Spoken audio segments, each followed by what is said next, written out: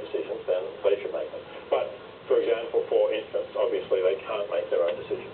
Now, doctors in intensive care units in hospitals every day, here in London, every major city in the world, are making those life and death decisions for infants. They're making them typically by withdrawing the respirator that is keeping alive, let's say, a very premature newborn baby who's had a massive bleeding, a brain hemorrhage in the brain, where the prognosis is very bad because of the extent of the bleeding, that the child will ever live an independent life. Therefore, you don't think it's right to refer to that child as a person, as a full-fledged human person with all full-fledged human rights. Well, they're human beings. Undoubtedly, they're human beings. But it wasn't me. John Locke, for example, the 17th century philosopher, said that a person is a being with a sense of themselves as existing over time, the same being existing over time.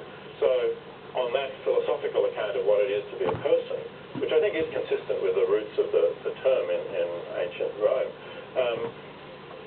you're definitely not a person if you don't have some self-awareness. So none of us were persons when we were in 93. I just wonder if you, again, we're talking about the power and consistency of ideas and their ability to change the world. You wrote this in 93. I wonder if you still believe it today and whether you think it's gaining traction. This is, quote, killing a defective infant is not morally equivalent to killing a person. And sometimes it is not wrong at all. Today I would not use the word defective. I would say a person with, let's say, severe intellectual disability, but otherwise I would certainly stand by that claim. It's not a person as I'm using the term, and sometimes it's not wrong. And to show that it's not wrong, I would again say, doctors are doing this every day. Nobody is really objecting to it.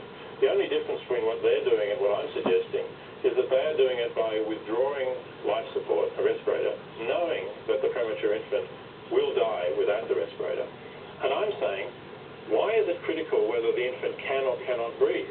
If what's really motivating the decision is the poor prognosis because of, let's say, the brain hemorrhage, then if the infant does breathe after you withdraw the respirator because the lungs were more developed than you predicted, how does that change the decision? It should still be possible if the parents want this. And let me stress, this is, I think, a decision that parents should be making, not philosophers. If the parents want this, it should be possible to end the life of the child anyway.